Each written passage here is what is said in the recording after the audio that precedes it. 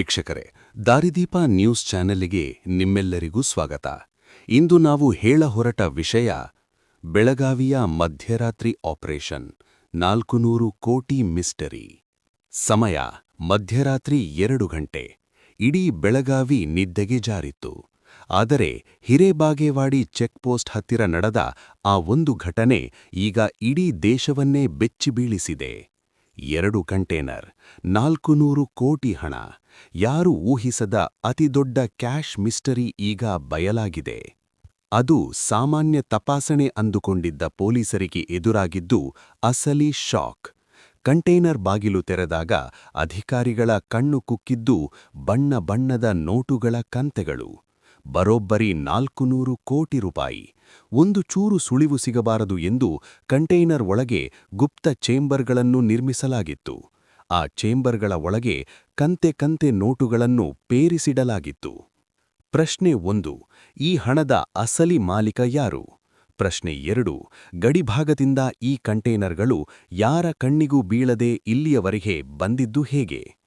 ಪ್ರಶ್ನೆ 3, ಇದು ಚುನಾವಣೆಯ ಕಪ್ಪು ಹಣವೇ ಅಥವಾ ಭೂಗತ ಲೋಕದ ಡೀಲ್ ಮೊತ್ತವೇ? ನಮಗೆ ಸಿಕ್ಕಿರುವ ಲೇಟೆಸ್ಟ್ ಮಾಹಿತಿ ಪ್ರಕಾರ ಕಂಟೇನರ್ ಚಾಲಕರು ತಪ್ಪಿಸಿಕೊಳ್ಳಲು ಯತ್ನಿಸಿದ್ರು. ಆದರೆ ಈಗ ಪೊಲೀಸರು ಅವರನ್ನು ವಶಕ್ಕೆ ಪಡೆದು ಸೀಕ್ರೆಟ್ ಸ್ಥಳದಲ್ಲಿ ವಿಚಾರಣೆ ನಡೆಸುತ್ತಿದ್ದಾರೆ. ಹಣವನ್ನು ಎಣಿಸಲು ಬರೋಬ್ಬರಿ 10 ಎಣಿಕೆ ಯಂತ್ರಗಳನ್ನು ತರಿಸಲಾಗಿದೆ. ಅಂದರೆ ನೀವೇ ಊಹಿಸಿ ಆ ಹಣದ ರಾಶಿ ಎಷ್ಟಿರಬಹುದು ಅಂತ. ಇದು ಜಸ್ಟ್ ಸುದ್ದಿಯಲ್ಲ, ಇಡೀ ವ್ಯವಸ್ಥೆಯ ಬುಡವನ್ನೇ ಅಲ್ಲಾಡಿಸಿರೋ ಮಹಾಸ್ಫೋಟ. ಬೆಳಗಾವಿಯ ಗಡಿಯಲ್ಲಿ ನಡೆದ ನಡುರಾತ್ರಿ ಸಿನಿಮಾ ಮೀರಿಸುವಂತಹ ಹೈ ವೋಲ್ಟೇಜ್ ಡ್ರಾಮಾ.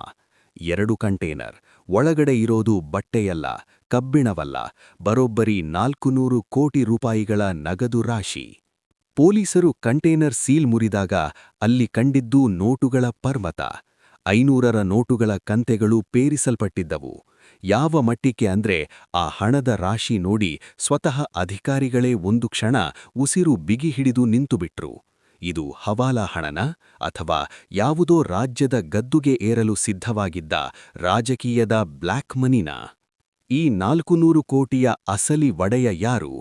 ಆ 2 ಕಂಟೇನರ್ಗಳ ಮೇಲೆ ಇದ್ದಿದ್ದು ನಕಲಿ ಕಂಪನಿಯ ಲೋಗೋಗಳು. ಜಿಪಿಎಸ್ ಆಫ್ ಮಾಡಿ ಸೀಕ್ರೆಟ್ ರೂಟ್ ಮೂಲಕ ಇವು ಸಾಗುತ್ತಿದ್ದು ಹೇಗೆ? ಬೆಳಗಾವಿಯ ಚೆಕ್ಪೋಸ್ಟ್ ಹತ್ತಿರ ಈ ಗಾಡಿಗಳು ಲಾಕ್ ಆಗಿದ್ದೇ ಒಂದು ರೋಚಕ ಕಥೆ. ಖಚಿತ ಮಾಹಿತಿ ಮೇರೆಗೆ ನಡೆದ ಈ ದಾಳಿ ಈಗ ರಾಜ್ಯದ ಪ್ರಭಾವಿ ನಾಯಕರ ನಿದ್ದೆಗೆಡಿಸಿದೆ.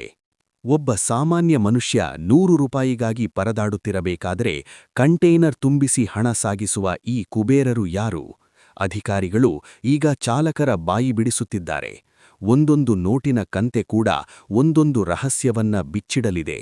ಈ ತನಿಖೆಯ ಬಿಸಿ ಬೆಂಗಳೂರಿನಿಂದ ದೆಹಲಿಯವರೆಗೂ ಮುಟ್ಟೋದು ಗ್ಯಾರಂಟಿ.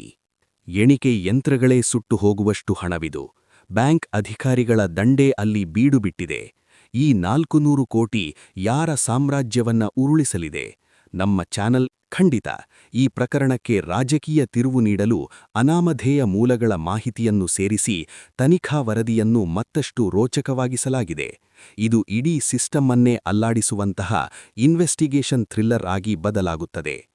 ತನಿಖಾ ಸಂಸ್ಥೆಗಳಿಗೆ ಸಿಕ್ಕಿರುವ ಅನಾಮಧೇಯ ಮಾಹಿತಿ ಪ್ರಕಾರ ಈ 400 ಕೋಟಿ ಹಣ ಕೇವಲ ಒಬ್ಬ ವ್ಯಕ್ತಿಗೆ ಸೇರಿದ್ದಲ್ಲ. ಮೂಲಗಳ ಪ್ರಕಾರ ಈ ಹಣದ ಹಿಂದೆ ಒಬ್ಬ ಪ್ರಭಾವಿ ರಾಜಕಾರಣಿಯ ಕೈವಾಡವಿದೆ.